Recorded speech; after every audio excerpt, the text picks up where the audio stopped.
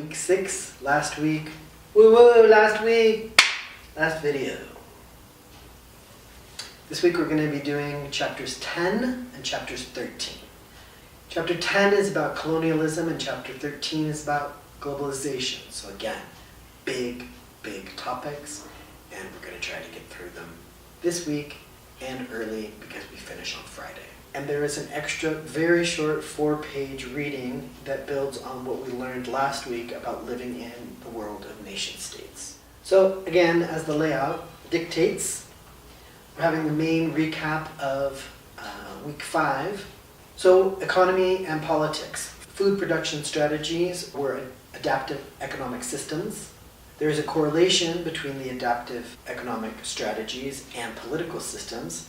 So foraging bands, horticulture tribes, pastoral tribes, agricultural and trade-based chiefdoms, as well as agricultural and trade-based states, pre-industrial era, and then the industrial societies which led to nation states. We learned that most political systems are based on the nation state in the modern era and represent some type of democratic republic, although single-state republics, such as Russia, don't really have a true democratic voting system.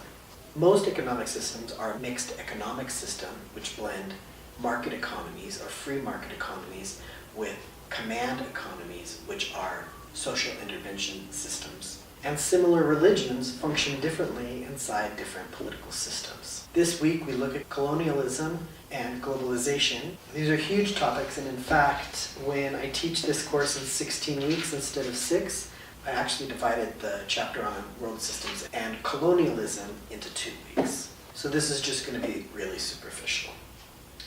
The names to know: Immanuel Wallerstein. So Immanuel Wallerstein is the one who is noted in the text as expanding on the world systems theory and dividing nations into 3 categories: core, periphery, and semi-periphery. And then there's Linda Tobias Smith, who wrote Decolonizing Methodologies, and argues that all research is part of a colonialism and remains a painful memory for many indigenous people who were studied and regulated to an imperial truth. And this determined their fates for centuries. A name I want you to know is Chela Sandoval. She's the author of Methodology of the Oppressed. Her argument is that what you've been taught is not the truth, and that we need to decolonize our imagination in order to reach a differential, oppositional consciousness, meaning we simply see things differently than what we've been taught. I'm going to use immigration as an example. The myth we've been taught is that there are too many immigrants in the United States and that they're stealing our jobs. So the truth, according to the Pew Research Center, is that more Mexicans returned to Mexico between 2005 and 2015 than those that entered the United States. And you know what happened? They took their US-born Mexican children with them, an estimated 500,000 US citizens in 10 years. So if we employ Sandoval's methodology of differential oppositional consciousness, we will actively engage in the belief that 1, we're being lied to about immigration facts. 2, there aren't too many immigrants in the United States. And 3, we aren't losing our jobs to Mexico, but US citizens. Other names we revisit are Ruth Baer, who argues that the anthropologist tries but fails to be objective, so we might as well admit our biases and include it in what we're researching. We also revisit Max Weber, who has noted that the social stratification is based on power, prestige, and wealth.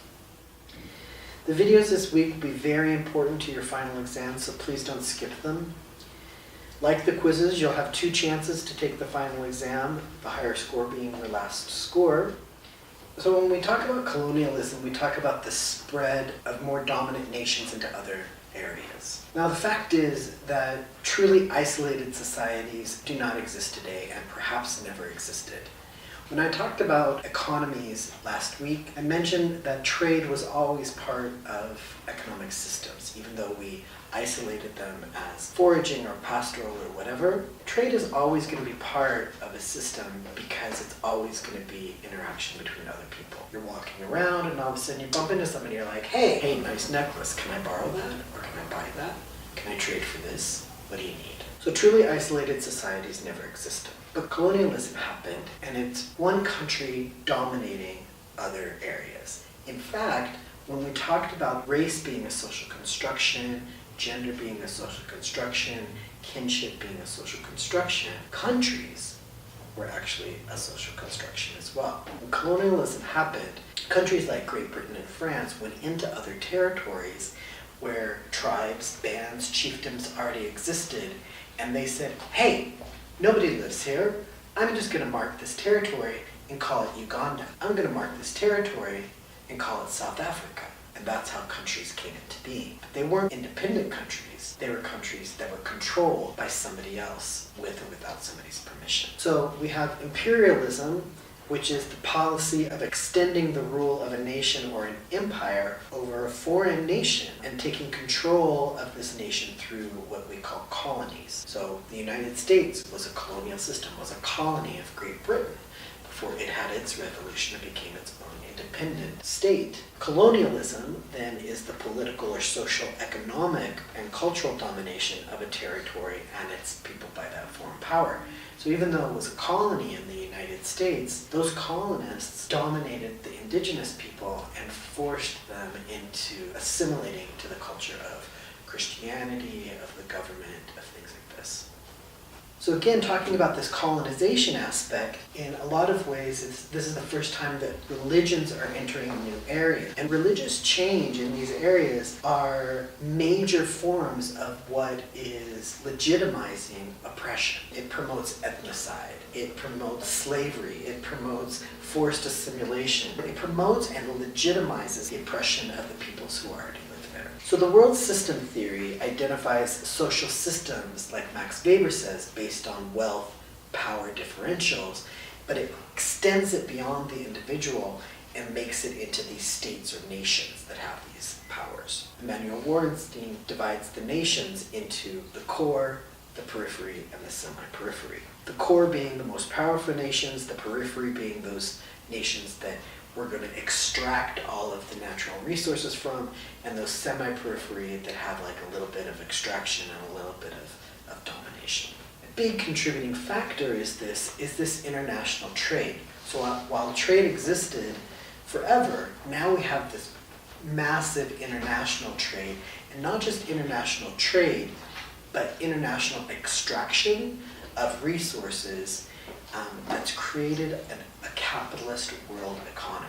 So when we talk about these mixed economies, there's no mixed economy system happening. There is no protections, which is why slavery happened until you get into like United Nations and like human rights. Because who's protecting the little guy? Who's protecting the workers in Uganda? So globalization is the systemic connectedness that reflects the relentless and ongoing growth of the world system. Globalization is basically the diffusion of people. So it's the cross-cultural exchange of tourism, educational exchange, international business, migration, diaspora. Even slavery is part of this interlinked world of mobile bodies. Now, globalization is the systemic connectedness that reflects the relentless and ongoing growth of this world system. So although the world has always been connected, through the advances of technology, transportation, computer networks, the spread and connectedness of production, communication, and technologies across the world has increased exponentially. Modern day globalization can also be seen as modern day colonization, as efforts by international organizations like the International Monetary Fund and the World Bank and others seek to create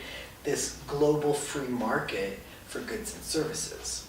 So one major effect of globalization is cultural imperialism. Cultural imperialism spread by technology and media means that cultures are changing faster than ever and some are disappearing. And another impact has been on the environment, which has led to culture clashes between well-meaning environmentalists and indigenous communities trying to maintain their traditional land rights still today. The last thing I want to bring up is the word autochthony. Autochthony means being native to or formed in the place where you were found. I think that this concept is really important, especially to undocumented children. If you were brought here at an early age, but you were raised here for the last 20 years, what's your national identity? Does autochthony lead to an argument for the acceptance and naturalization for undocumented youth in the United States? The US CIS, the Citizen and Immigration Services, recently removed immigrant from their mission statement. Please consider how removing the name immigrant from the Citizen and Immigration Services mission statement changes the USA's origin myths and how it could potentially impact immigrants to our nation. In the discussion board this week, it's the last week, so we end how we started, through self-reflection. So you're going to do what's called an autoethnography. Ethnography is looking at somebody else, and autoethnography is looking at yourself. That's why I think it's important to remember thinkers like Chela Sandoval and Ruth Baer. This places the analysis on you to look at yourself inside the concept of immigration in the United States. Where do you belong? How can you use the ideas of the vulnerable observer or challenging your consciousness to explore yourself in the context of the immigration debate? The peer review, which is due early Friday, again, you can reflect on who you are and if you connected with somebody at the beginning of the course, if you're still connecting with them through this last self-reflection. So a quick little review. Names to know: the father of anthropology, who was the founder of ethnography, the woman that was important to the second phase of feminist anthropology, who was the co-author to the Communist Manifesto, how are race, gender, family socially constructed, how is culture integrated and all-encompassing, what are the four fields of anthropology, ethnography as the methodology of anthropology, language and religion as major aspects of culture that establish how we think about things and tell us what is acceptable within our own society. Any questions, let me know.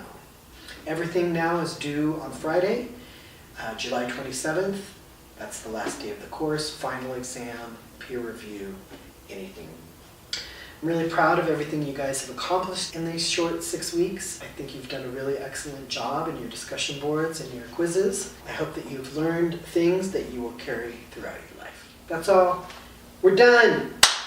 Congratulations, you passed the class. I hope you pass the class.